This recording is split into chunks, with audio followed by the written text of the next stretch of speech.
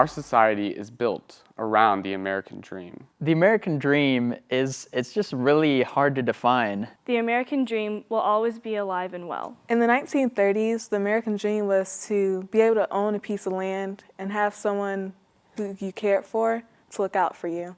But I think the American dream has definitely evolved. For some, it's about social mobility, moving up in life. And for many, it's just about making money. We expect to have the lives we desire. We are exceptionally young and exceptionally bright. That should account for something.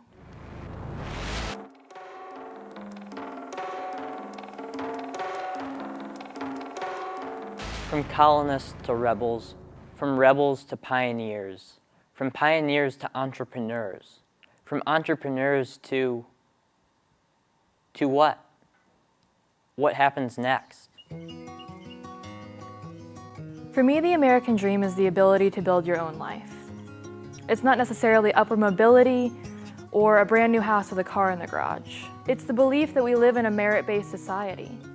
There's no one single American dream. When I think of the American dream, I don't think of a collective whole. My dream is not the typical American dream at all. My dream is one of the few things that really causes me anxiety. I think when people think of the American dream, they think of money and beauty. They want to look cool. But I think that goes along with money because people feel like they can only be beautiful if they have the cool stuff and the cool clothes, the cool hair products. So money. The American dream is inspirational and cliched. Okay, so we got the Hollywood version of the American dream. Some might call it propaganda. It might be an immigrant from another country or a poor person who wants to move up, and they just work really hard. They work their butt off. When the American dream was prominent, it was about how immigrants could come to this country and find success, not only economically, but also because they could be celebrated for their differences. My dad grew up in a one-room house. His father was a manual laborer. He grew up with only 2 sets of clothing and a pair of flip-flops. My parents' level of education has affected my life in a lot of ways, but mainly through the issue of financial security. He came to this country with 1 suitcase and $100.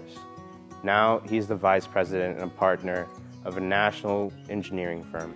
My mother only has a high school diploma, and because of that, she's been unable to move up in her job in a way that she really should because of her skill level. And my father, who doesn't have a high school diploma, has had to work a lot of really low-wage jobs. I worry about college pretty much, every day that I think about it, because if I'm going to college for music school, I'm probably not going to get paid very much when I get out, so I don't really want to have very much debt. I don't know what college to go to, and I don't know how to get a job. The future is unknown, and I feel woefully unprepared. I will probably have to pull out a bunch of student loans and apply for every scholarship there is in the world. Kids are told when they're young that they can be anything they want to be. My dream occupation has always been to be like a singer and a performer and just be like an all-around superstar, kind of. People start to sit you down and tell you that you can't be a princess anymore. You can't be a ninja anymore. Every year, it seems that the American dream is becoming more and more just that, a dream. I think I'm probably gonna end up settling for something that is more practical. I'm surrounded by people who have settled, but the success stories are out there. I think it's too risky to go to college without a secure job in mind. And I know that the medical field is a much more reliable way to get a job in this economy. I have a plan. Go to college, go to med school, become a doctor, get married, buy a house, have children. Even though I won't have as much fun with it, I'll make money, so I'm kind of at the point where I'm compromising on my dream to make ends meet. My dream of being a writer might have to go on the back burner in order for me to make it in today's economy. This compromise may be the cruelest reality of all. We no longer expect streets paved with gold or a chicken in every pot. But as Americans, we have come to expect something from this world. It doesn't matter to me if I have to move overseas or travel somewhere, or even if I get paid less than I thought I would, because as long as I'm having fun and I enjoy my job, I'm fine. I think more about a dream within a dream. To me, the American dream is happiness. I want to be happy. And whatever I do, I want to be happy. I am absolutely terrified, excited, and scared to death to go chase my dream because it's theater and art.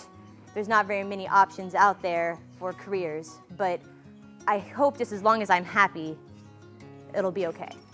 Holding on to the dream is more important than what your dream actually is. My dream occupation would be to work as a lawyer in a third world country to help get rid of brothels and forced prostitution. I want to be an architect, and I know it's going to be hard, and I can accept that. I'm kind of taking the hard economy as a challenge and not just complaining about it. I know that you have to work for a dream, and I do not think that the American dream is entitled to me just because I'm an American citizen. I find mine more geared to helping others find their American dream, whether they're actually American or not. I'm not going to stumble ass backwards into success. I'm going to go out there and work for it, and hopefully I will win it. I think that that is the core of the American dream, or maybe it's just my dream, and I want to believe that it will happen, and I know in my heart that it can. If we can help this country, we will help it. If there is hope to be found, we will find it. But the path will not be easy. Then again, it never was.